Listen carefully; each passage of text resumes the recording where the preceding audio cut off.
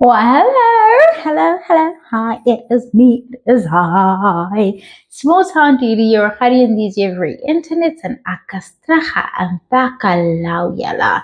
Darlings, Real Housewives of Durban, our last episode of the season 4, episode 12. Interesting. I love what do I love? Let's just get into what happened. We'll figure out what I loved along the way, okay? Um, we start off with Slee and Amy taking a walk on the beach, and they talk to their ancestors and try like invite them into really the closure of the trip and I suppose the season as well. And it's a beautiful scene of them on the beach and stuff. Um, they summon whom they must and they leave what they must, and we carry on into the episode. It's a nice open. You guys, Real Housewives of Durban is actually not a terrible franchise. It's really not. It's obviously disintegrating because of the camps, you know. Maybe I'm being dramatic, but like it's like I can't see how they're gonna try to get these ladies to get along without breaking up some people or the camps by way of casting, like not bringing back other castmates and bringing back other castmates, and you know because they aren't an organic friend group, it's like whom you invite now has to stick beside you, right? If you invite a new person and they get along with the other people from the other camp, can they, like, what room do they really have to form a real friendship with those people when the lines are drawn as harsh as they've been drawn? You know, it's a lot ganingi. And then they have a boat cruise, right? Slee's not available for this. She's apparently not feeling well. So everybody else is on there though. So just put this together and they go out there and they play with the seals. Obviously, we know that Jojo loves animals. She's having the time of her life on this little rickety thing. It wasn't rickety, Dee. Um, but anyway, they're out there, they're having a good time. Angel's dancing, twerking, teaching them how, and it's a fun time that they're having. They're sitting, and so Risha reckons, okay, it's a great moment for me to try and explain to Maria what the breakdown in our relationship is, so she sees where I'm coming from. But she's met with a very defensive Maria who's like made up her mind as to I don't want to hear what this person has to say. That was the impression that I got, right? She's trying to explain the breakdown is happening because of Neil, right? Neil and I have this history that you are not new to. I've told you that this and this has happened with Neil and I. And so when you bring him around, I'm reluctant to then come around you because you have this person next to you. He and I have our own thing. And Maria's whole thing is, yeah, but you're always so nice to him when he's around. I'm being cordial. Like, I really feel like Maria's being dense for the sake of it. And it's disappointing because when it's said and done, I don't think she's dense. I actually don't receive her as dense. I receive her as somebody who's really, really desperate to fit in. And this may be something that she wrestles with across her life, if you would like, the upgrades to her face, the changing of name to have a man accept you and take you as his wife, and having to last season or last year when she came on, I actually felt like she was being herself.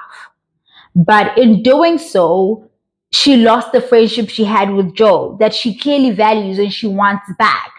So now she's having to do this song and dance with especially Sarisha, because if you really think about it, I was as confused last season. The disdain she had for Nonko, I could not place it. I did not understand. Maria, what's your issue with Nonko? What is your actual issue with this woman? We know what the issue is. The issue is she's holding a position you think is rightfully yours. The audience can deduce that, but she can't be honest about that, right? So she had to act like, oh no, Nonko's responsible for Joe's bad behavior. Then eventually she grows to realize, no, these two just behave really badly all by themselves. And in doing so, she loses that friendship, but she doesn't have a strong enough relationship with Sarisha and Slee and when Annie was on. And now she's feeling like, so now she's back on this side trying to make amends. But like her attempt to make amends has her acting what to me does not seem in character. And what I mean by that is that she's irrational. She's defensive. She's ready to take up for, like, she's made up her mind as to, I need to defend this position. It doesn't fucking matter what's happening. I must. And so it comes off very rehearsed, put on, hard to watch when somebody's trying to have a conversation with you and you immediately, boom, roll up and start acting like you don't see where they're coming from. When we've seen that you're a person who, like, actually makes a lot of sense when you want to. So this is clearly put on. Like, but anyway, at some point, as Sarisha realizes that, you know what, this person doesn't want to hear where I'm coming from. She doesn't want us to try and get to a point where we can make this work. There's a way for Maria to hear where Sosa is coming from without feeling like she's betraying Neil or throwing Neil under the bus. She could really just hear her, like, just hear her, not say, not interject, not constantly be like, yeah, but you're nice to him. In this scene, Sosa says, you know what? He asked for my number. We texted and he apologized and stuff. And every time he's seen me, he's asked to, like, touch up my makeup or whatever. This is exactly what she said. And Maria says, well, he's a stylist. He does that with all the ladies. You know, he asked them to, and she's like, yeah, but, like, my interactions with me I tense up, right? Like, it's all cool. We're trying to move on. We can be cordial, but you constantly bringing him into my space. I'm not all the way there ready to have this person in my space to that degree all the time, considering the like our recent history. And Maria's acting dense about it. And she's like, well, she'll talk to Neil about it or whatever it is that she says. That's really the only, cheating. They also bring up, is cheating a deal breaker at this boat cruise, because Nonko mentions that she's seeing somebody, but that she's actually a side chick and she knows about it.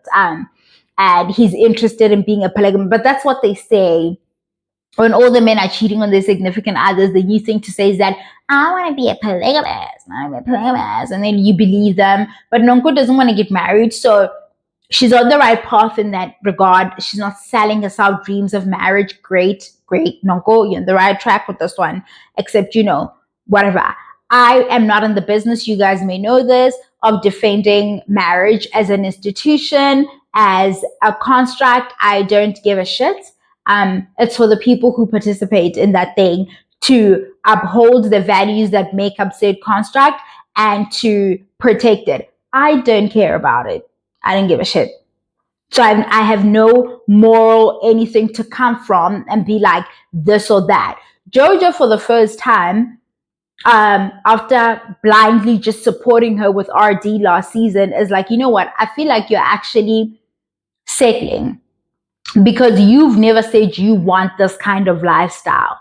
And now you're settling for that's how I feel. I felt like she's being a good friend, unlike what she did last season, just going with it because, you know, whatever. I'm going to check my mic constantly. You guys know I have that problem. Jojo, Maria, and Nonko go quad biking in the dunes of Namibia. They are in their little quad bikes. This is that shit where I'm like, yeah. See, if this was organic, Slee's the more adventurous girl, right? Nonko's a lot like me. We want to laze around and just, like, chill, be like, she likes water. I've realized Nonko likes to be in a pool, and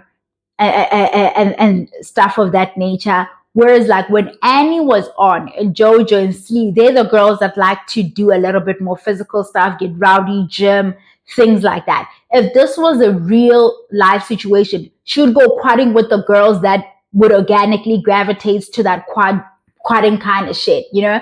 But because they need to film a scene with them sitting all together, there we go. Zama disappeared in the scene by the boat. In fact, Zama disappeared the entire episode.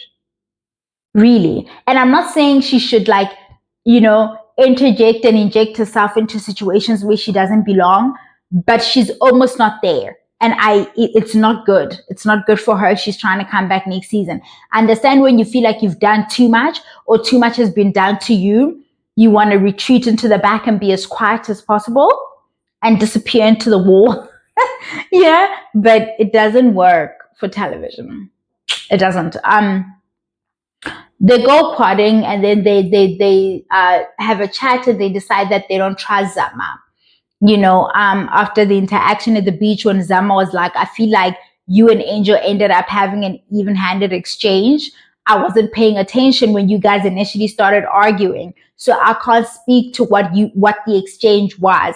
By the time you guys started yelling at each other, for me, it felt like you all were coming at each other. And if it's apologies, then maybe it should go both ways. The clique didn't like that, because you can't say that. You can't have that take when you're part of a clique. You must just be like, she was wrong, my friend is right, and then you must run with it. It's rough. They didn't like that, and she's not staying on code. So they're sitting around and they're deciding that I don't trust her. The recording, we heard that Angel recorded her, the stuff she's saying about Amy and stuff, and that was vile. It's making me look at it in a different light. And also, I don't trust her. I feel like she's constantly recording us.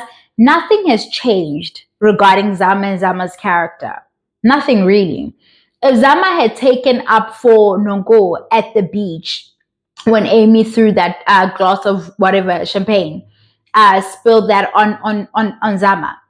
If Zama had just been like 10 toes down, Nonko deserves an apology from Angel. Angel, you're wrong. These ladies would have still been riding with her. They would not now start questioning her character, questioning what can be said, what can't be said around her. It would be a non-issue. But you see, she didn't show up to Slee's event, so they were one man down. And now at this thing, she didn't take up for Nonko as she should. And so, they got to cut her loose. Or they got to be like, yeah, we don't know about her. Right? She's not doing what Maria is doing, which is like burning bridges and not looking back in audition for acceptance for this friendship. I don't know. And then they call Neil to talk about this thing, and Maria wants us to believe that she didn't call Neil the moment they got off that fucking boat. You did. They call Neil and they tell her this is something Maria's now done. She's done it throughout the season. She sits with somebody, and then she did it with Amy and Zama. She sat with Zama, and Zama was like, well, actually, Amy apologized to me for saying that I'm sleeping around, or she knows who I'm sleeping with, or that I slept around to get jobs, or whatever. Maria ran back to Amy and said that. That was the one thing that she said that she didn't put no stank on, right? When she sat with Slee last episode, Slee explained to her, JoJo's a cool chick. In any other world, would probably get on like a house on fire. But right now, I can't see myself being friends with her. I really can't see it. And speaking to her being so tethered to Nonko. And then when she went back to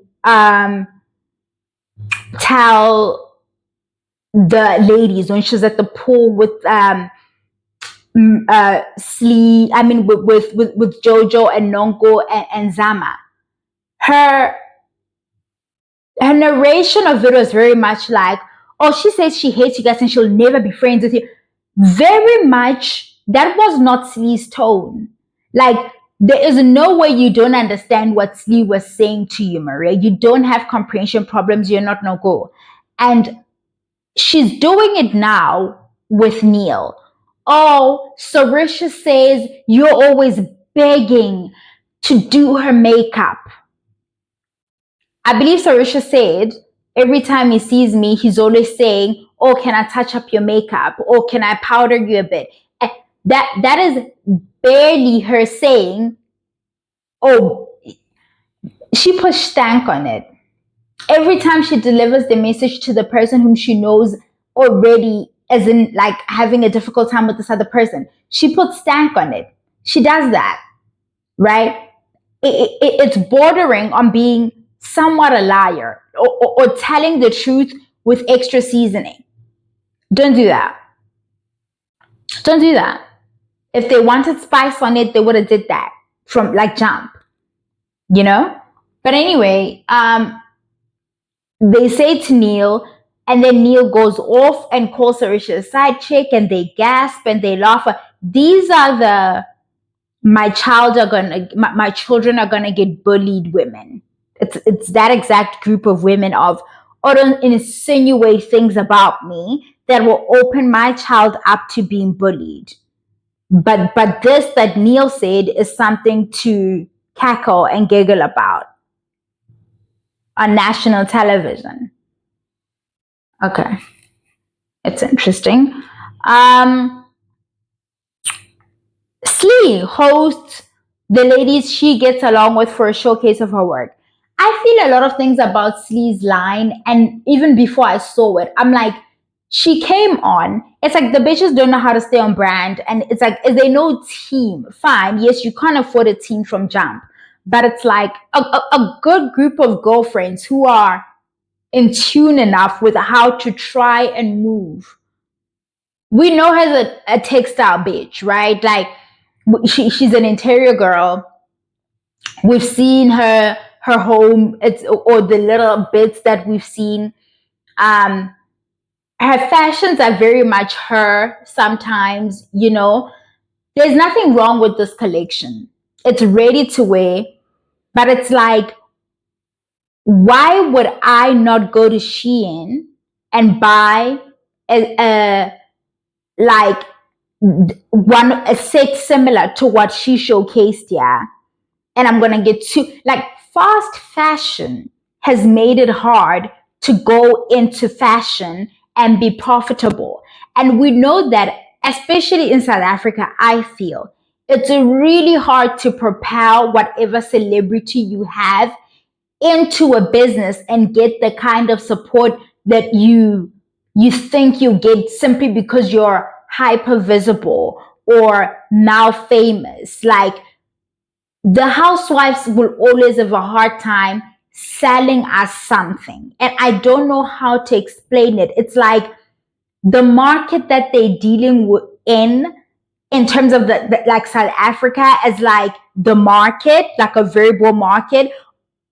Our rands are just, we don't have that strong a parasocial relationship with the people we consume to the degree where we say we want to part with coin to support them.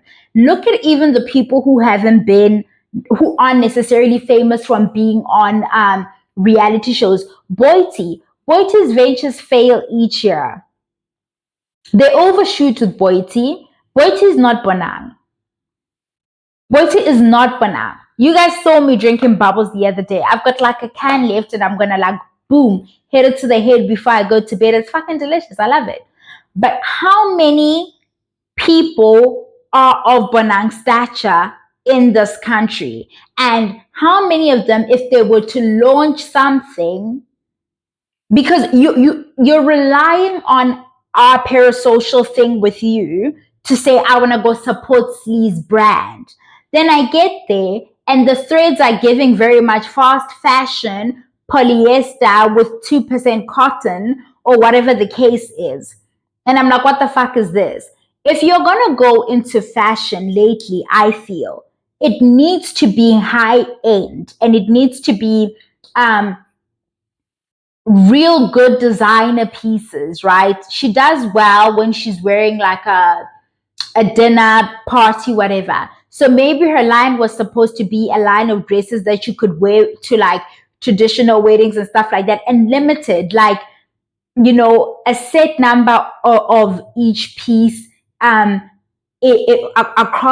a number of sizes, right? But very, very limited, and very much like high quality, not ready to wear. Superbalist is scrambling because they're having to compete with a Shein and now it's a Move. Do you see what I'm saying? Edcon, so flames, like it's no longer a viable market to invest in. And her, being an interior girl, would have done better going the home essentials route and starting with an everyday kind of product that even a person who doesn't watch the show could buy. Because now, what are we supposed to do? Like, she's gonna what? Go the e-commerce route, and then we're gonna have to go to her site and purchase this thing. Versus, okay, she's saying she's a home, she's an interior girl. If she comes up with a candle, she can get that candle into so many stores. I'm pretty sure Sarisha and Vivian, right, could like make people over at the Mr. Price home and Peppermint and wherever else carry her candle. But it's not like they're gonna make Mr. Price carry her clothing line. Like, it's not a thing. Like, I don't know who it I've stayed on this for too long, but you guys understand what I'm saying. You're better off selling us some nice kitchen towels, right? Some good bedding, you know, you're better off selling us something. A home essentials line is just a better way for her to go, because there's room to Martha Stewart the fuck out of that shit forever and eternity. Sarisha could easily sell us tea. Sarisha could easily sell us a high-end, like, handmade tea set, right? Because she drinks so much tea, it's already part of her brand. She wouldn't have to sell us too hard. And she could make any store carry her fucking green tea. She could make it into a soft beverage, like a green iced tea type thing. That's an everyday thing that you can get, like, to be distributed across the board and not rely on capturing just on the market that's viewing and watching the show. Any random buddy could pick up that candle and be like, I don't know who the fuck is Lee. I don't know. I like the shape of this candle. I like how this candle smells. Anybody walking into Mr. Price. But you're not counting on me going on your side to buy, like, so Filiki keeper, girl, it's never been that serious. Love you, girl. But go rework that. I'm not you've done this, great. You can now go and do something else. And honestly, a financially overstretched line for, like, the home is a fantastic idea. There are more people who are taking pride in their spaces, no matter how tiny they are. We're all interested in making our little bit of home feel like our little, like, getaway, our little escape from the world, our little haven. We're all looking to do that. You could really provide some nice things, some nice aesthetics, move into in the long run. I really want a pink kettle that matches my cabinets. I've got, like, these cabinets in my workroom that are pink. They're like shaker style cabinets, and they're not even that many. But I've wanted a kettle that, but, like, I don't have Smeg money. Like, Smeg is not about to get my money. But you know who could see? So you could come up with, like, a lower cost thing, a lower cost kettle, and you get what you pay for, right? If it chips after a bit, it's fine. I've seen that Smeg should do some shit too. Ghana, right? It's always something. Slee, listen to me. Listen to me. Nobody else, right? Cozy home on a budget. And don't be ashamed of that budget thing. Make it your brand. I always say, like, you know, it's crazy. When I wanted to start a YouTube channel and I couldn't figure out which way I was going to go, the one thing I kept playing around with is, like, I really wanted to do lifestyle content, but frugal. I really wanted it to feel accessible, to feel cute and doable and rooted in reality.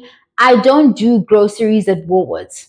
I don't. That ghetto picnic basket I put together for my friend, that's shit I do. Do you understand? It was still cute and she still appreciated it, and it still took, like, you know, it felt like, okay, it's considerate in that I got enough food so that she could take the day off and didn't have to cook, and she could really relax and things like that. I wanted to do, like, frugal lifestyle content, still make it cute, but make it very relatable to the ordinary South African, because we aren't shopping over at the Willies like that, are we? I'm going to get off this point I've been on here. Maria. Oh yeah, fuck. Maria and Zama. Maria goes over to stop by Zama, asking her, are you really not going to try and make amends with Angel? I mean, with Amy. And she's like, no, I've apologized. And honestly, guys, for me, I'm fine with this. There is nothing Zama can say to Amy because she's done too much already. And even then, she's apologized already. There's no more sorry to say. If I was Amy, I'd also not want to hear the sorry. Like, I get both of them. Give fuck, give say is what we say. Like, right, it's all right. Everybody else also needs to be cool with that. She's apologized enough. I feel, you know what? Fuck you, bitch. No matter, like, it's some shit you can't say sorry about because you shouldn't have said to begin with. I get it. And then she also she repeats what Neil said. The woman who said to Amy, my child is going to get bullied, fixes her mouth and repeats to Zama, oh, Neil called Sarisha a side chick. I don't know. That's what he said. Why are you repeating it? You hanging on with this fucking bullshit, but your kids, why are other people's kids more important? She should have shut this shit down immediately, or not went on to repeat it. Neil said it over the phone. She's not in control of what Neil does with his mouth. Why are you repeating this? Why?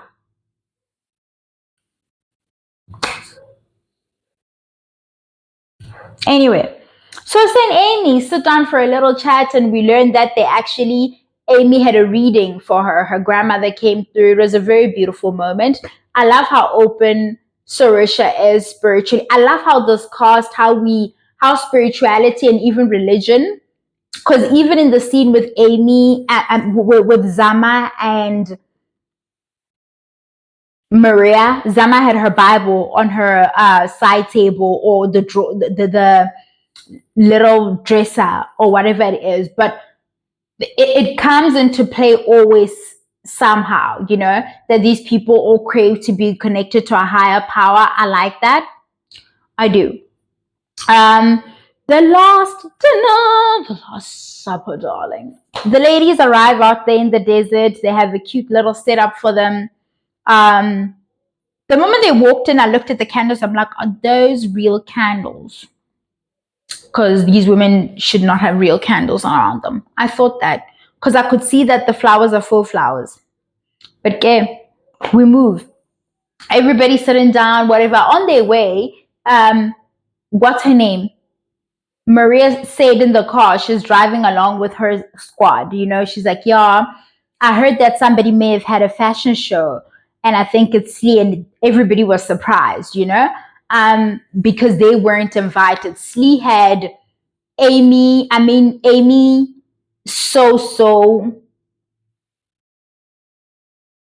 yeah, just Amy and Sosa, and Angel was doing the modeling and stuff. The last set was cute. It is ready to wear, like I said to you guys. Like, you could get it anyway, so why go buy sleeves? The last dinner, yeah. So Amy's like, I don't know who asked what, but Amy's like, oh no, we were at Slee's fashion show, to which Maria and Nonkwa like, oh my god, you had a fashion show, we weren't invited. Why weren't you invited? You invited us to the other thing. I thought that as well, but I could see where they were all coming from. In my mind, I was like, first of all, you invited these ladies and then there were no fashions, right? But not only were there no fashions, you then said you're using them as inspo for this line. Now that you have some samples to show them, you should have invited everybody to show them the samples, right? Because you said you were drawing inspo from them, but that was a lie, and you told us that was a lie. But in this instance, so much has happened. It's all this tension. I'm also not sure if I were Slee, if I would want to have these ladies and this negativity around. At the same time, I see where the other ladies are coming from. You shouldn't have invited us anyway, like with the other one. And Slee's like, no, when I'm done with everything, I will invite you guys to the final thing. At this one, I just wanted my actual friends because I wanted their input on everything that's going on and what's really going on. And I felt safe doing it with them. To which then uh Nonko is like, oh, so you don't trust us. And it's like Nonko guys, I don't think Nonko fully comprehends how much she hurt this woman. And I feel like even the audience, those of you who act like Slee's just so vile, you don't really understand what she put this woman through last season. And she didn't stop at one thing. It's like if this thing wasn't sticking, she was coming up with a new thing. And this wasn't landing, she's coming up with a new thing. She was insistent. She was hell on wheels. And then she's like, no, but I don't trust you. Like, I don't trust either of you. And you know, and then Georgia says something about hating us. And Nonko's like, Cindy's so confused. She's like, I don't hate you. She's like, yeah, but you told Maria you wouldn't be friends with us. She's like, yes, I told her I wouldn't be friends with you. I don't hate you. Like, hate is such a strong word. I've never got that energy from Slee towards them more than it is like she's very dismissive of them. Hate is a bit too strong. Amy hates Zama. Yeah, I'm saying, and I'm cool with that too. She's like, no, I don't hate, like, I just don't trust you guys, like, with my stuff like that, you know, your intentions for me and things like that. And Nonko's like, so you haven't healed? Shame. Shame, Slee. You should really heal. That is so sad. So you've hurt me, right? And she says, you really believe I would intentionally do something to hurt you, bitch? Were you around last year when you were intentionally doing things to hurt this woman? Because we were from jump. There was intent to inflict harm. There was intent to embarrass, intent to isolate, intent to make butt of the joke, intent to other at every turn. But now you're like, shame on her for not forgiving. Listen, you don't get to hurt people and then because you simply said sorry, if it like repetition. So let me see. I forgot to check it. Stop recording but like I have 30 minutes, like I had 46 minutes on and it stopped recording at like 32 minutes. Yo, hi guys, I had James in there. Hang on, but let's get back to it. Anyway, it stopped when I was talking about Nonko telling Slee what her healing process needs to be. And Nonko.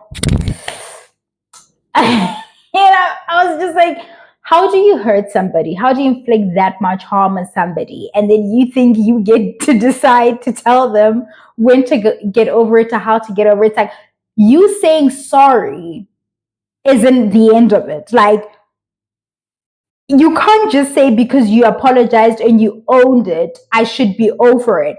You don't know how I process things. She's actually looking like she's really only starting to unpack the depth of what happened to her last year now. Like she looks like she's through the season really like, God, these girls did this to me, or this particular girl really did this to me. For real. You know, that's what it's feeling like. And then they have their back and forth.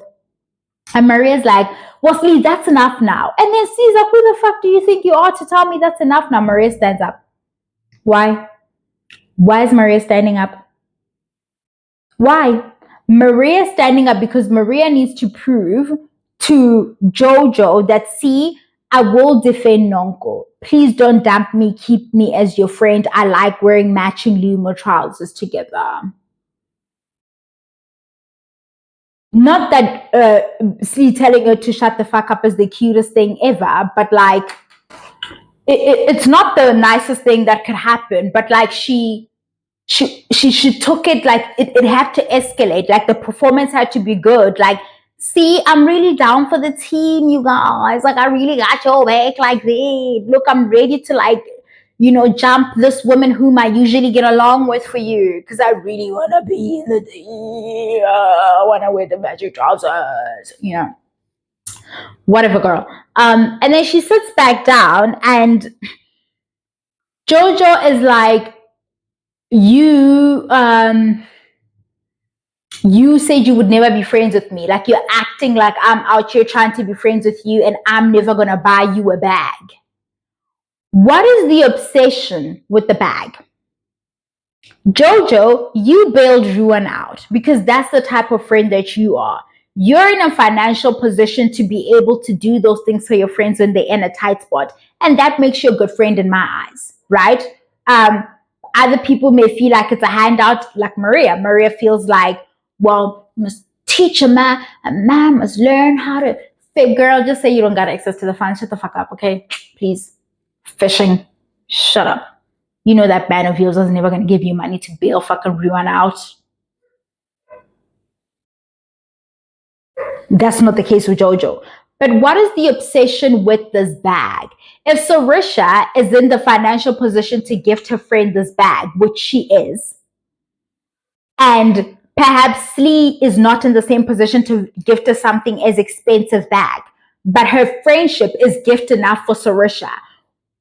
I mean, you know Ruan is not going to pay you back. In fact, you gave him the money. You didn't lend him the money. You gave him the money because you know he's not in a position to ever bring that money back anytime soon. And you don't want him to have like that sort of debt hanging over him because that's your fucking friend. And you're in a position to give him this money and not miss it and not feel like it's missing from your life and not feel like you're now like knocked off your hinges because you've lent him X amount of money or rather given him X amount of money. Why is it a difficult concept to understand that Sarisha really just wanted to gift her friend this bag?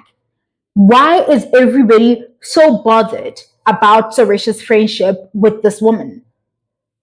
Perhaps because, like, really Jojo and Maria feel like it, and Annie, when she was on to a degree, like they need to be the closest to Sarisha. Like, as the packing order would have it, Slee's supposed to not be anywhere near this woman, and this woman is not supposed to take to Slee the way that she did.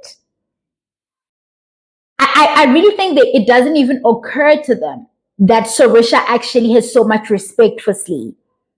That unlike these other dynamics going on here, where Maria is now a lackey, a fucking stooge for this other dumb bitch, it doesn't occur to them that Sarisha like holds this woman in high regard and respects her.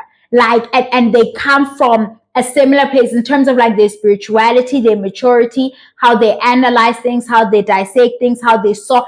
It does not occur to them simply because of the like economic differences that maybe these women are meeting each other in womanhood in a manner that we could never understand. But okay. Maria then whips out some messages to try and embarrass Sarisha. These text messages between Sarisha and Neil prove nothing. They prove, I don't know why she whipped them out. In the confessional, she says she's showing us the messages because she wants to prove that Sarisha is being disingenuous by saying, don't bring Neil around because she's having such a pleasant exchange with him over text. I do that. I can be pleasant with somebody over text and still not constantly want them in my social circle if I can avoid having them there. Like, they're better to keep, like appease them like a fucking puppy, because when they're not happy, they're like gnarly and growling and they make a whole lot of noise and it's irritating. It's better to give them a bone to play with. That's Neil in Sarisha's life. That is Neil in Sarisha's life. That's how I feel. And Neil knows he's that because Neil's introduction back into Sarisha's good graces is an apology. I don't know how we just look over that as Maria. Maria is saying that Neil had been talking shit about all of them because he's a stylist. I actually want to see what Neil had been saying online, because in the earlier episodes when Jojo was saying, Maria, you've been talking shit about me online and Ruan and this and that, they were posting the posts that were made by Maria. So the posts that were made from Neil that Neil posted about the ladies' dress sense on the show and things like that. Those things must be on the internet somewhere. And they should be able to show us if he was really nasty to Soso, or if Soso just felt like, but I know you personally, dude. Why would you go and say it like that? Because there's a way to say something. If you're a stylist, but you also move the same circles as these women, you can start it off very cute, a nice little compliment like, oh yeah, beautiful woman as always, I would have just made a different style choice, I would have put it in this and I would have put it. We know one thing for damn sure. Neil will have you in a statement neck piece and statement earrings and all the statements. That's for damn fucking sure. Y'all see Maria all season? I never knew. I could never figure out if I like what she's wearing or if I'm just jarred or if I don't get it enough or no. Like, is that one rhinestone too many? I was always trying to figure out what am I experiencing. It was never quite like a hit or a definite miss or whatever. One thing Maria will do, y'all know my girl will strut. My girl will be in some fucking impossible stilettos and she'll strut her fucking shit. And you can't tell her shit. And I love that. She gets all the best shots of strutting her shit. Right? She's a cat bitch. Like, you can't tell her shit. But she will have like a necklace where you're wondering if it was necessary. Neil, is that you? Is that your styling choice? Because Sarisha really doesn't need you. Sarisha does need a stylist though. Sarisha, face-wise, has been serving the season. Confessionals and when she's showing up to an event where you can tell she got her makeup done, she doesn't do well when they're away. Because I think she's doing her own thing. I didn't even like what she was wearing now in the last episode. I don't know. This is what I'm saying. She would do best to talk about the bleaching because of her styling choices. I always feel like she's trying to protect her skin. Or maybe she's just conservative like that because it's for religious and cultural stuff. I don't know. But the stockings she's wearing in the last episode with the dress that she's wearing, I'm like, I don't get it. But yeah, that's what she's wearing. The text messages don't prove anything to me. Maria, Chantal, Maria. They prove nothing except that you want beef with this woman. I'm very disappointed in Maria because she's so smart. Like, I'm so fucking bright. Maria reads text messages.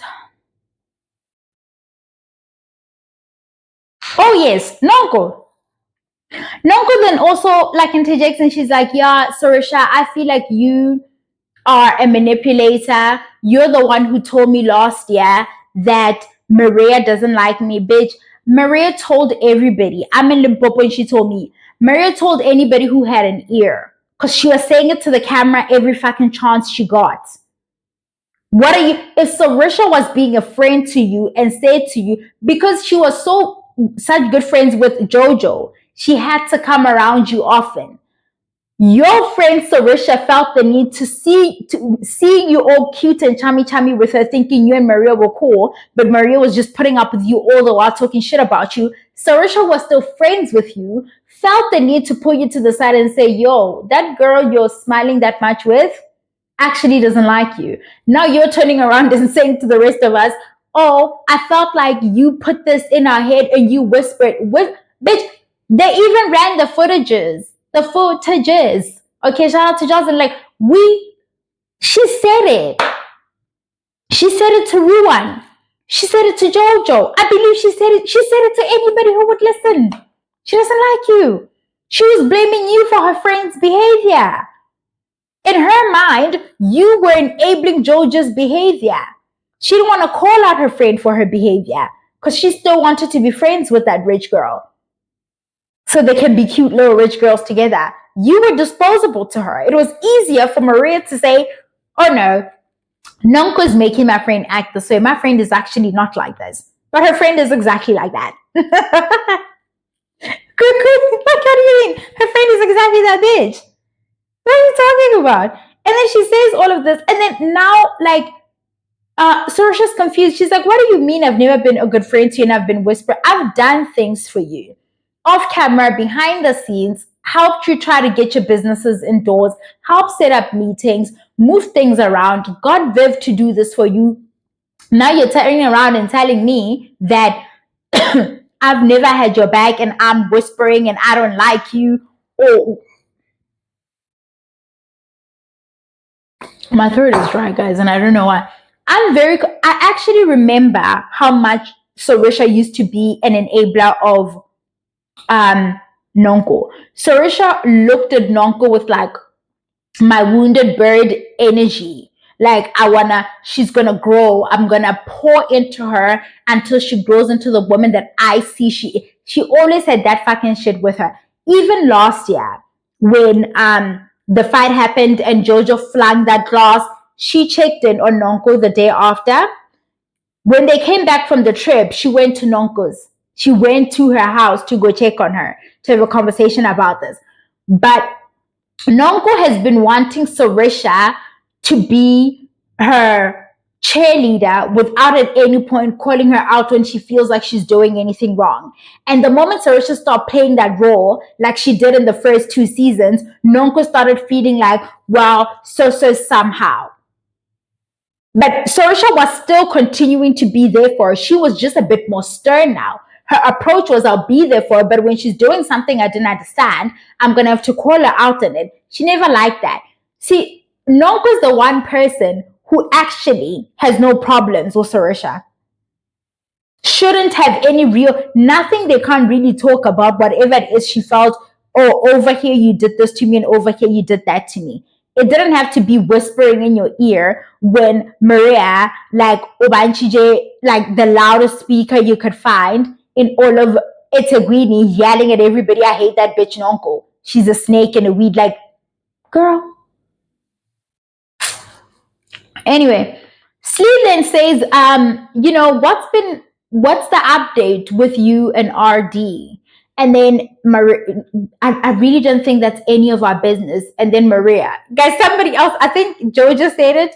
And then Maria's like, yeah, I don't think that's any of our business. That was so hilarious. And she's like, Jojo's like, I don't see the relevance. Like, why are you bringing this up? She's like, no, because I linked up with him. I'm not feeling a lot of things. I'm actually proud of how low Slee went, because this is where they brought her. Like, she met them at the level to which they dragged her to, and they don't like where they dragged her to. But that's where they reside, rather comfortably. They just didn't like that she turned the light on, and they had to look around and see that they live in the gutter, because that's where they dragged her down to. All she did was she turned the light on, right? She did everything that they did, and now they don't like it, because the expectation is for her to take the high road. Fuck a high road. It don't even look fun over there. I like it over here with you grimy bitches. Let's grime it the fuck out. Probably neighbors with the Teenage Mutant Ninja Turtles. Okay, it's grimy down here. I like it here. It's cozy. You're so low. This is Nonko. Do you know? Oh, Nonko leaves the table. She gets mad. Do you know what I went through last year? I was feeling suicidal. I brought that man into my space with my kids. And then she stands up and leaves, right? And everybody's like, oh, that's so low of you, Slee. Slee tried to get her to not get to that point. Slee tried to be the voice of reason in her life to say, hey, are you sure about this guy? And she was called all manner of jealous and bad friend. Tried to prevent exactly this. And now it's happened, and you're asking her, do you know what I went through, bitch? I try to tell you, you might go through this. I try to tell you to proceed with caution so we don't end up here. And now, for some reason, Nonko and Jojo think they tears way more. And they tears mean something. I wasn't moved. I didn't give a shit that she's crying. She's saying I went through this and I went through that. Do you think Slee went through a nice time with everything you put her through? I'd call it even Stevens. Like, I would be like, okay, oh, now we can start over from scratch. Things are feeling, Lady Justice was in the building, okay? It's balanced. The scales are feeling nice and, oh no, tilted a little bit. feels like, yeah, okay, we can start over. Now we're all in the same. I feel like that. I am done personally. I'm also done being the type of bitch that like takes the high road because people don't play that silly game. They don't. It's like all of that turn the other cheek. Now I'm a full blown heathen bitch. Let's brawl. Like let's pig it the fuck out. Let's be in this mud. Especially if I feel like it's not worth it when I feel like I have more to lose than you, then I'll have to evaluate how I'm going to move here. But if I feel like, you know what, you already have my shit on Front Street. You already have everybody talking about how I'm not this and I'm not that and I'm broken, I'm whatever. And you can't, there's no shit of mine that you can spray me with. I abandoned my kids. You have nothing to spray. I will drag you up and down these muddy streets. We will do it. I will talk about every last dirty. I will not. She runs off. She flings tables, and then Maria runs after her with Jojo. Maria's knocking on the door. Open up. It's just me, baby, bitch. You don't like this woman, and you still don't. Okay. And obviously, she doesn't open up because Joe has to come get her. Joe's very calm, talking to everybody. By the way, Zama has been swallowed up by the entire episode. She's here. She's actually here. She's here. Don't think she's gone away. She's here. But it's like she's not. And then, like, Angel is just there, guys. Angel is actually doing great in the confessionals. I must. It's like her confessionals were killer.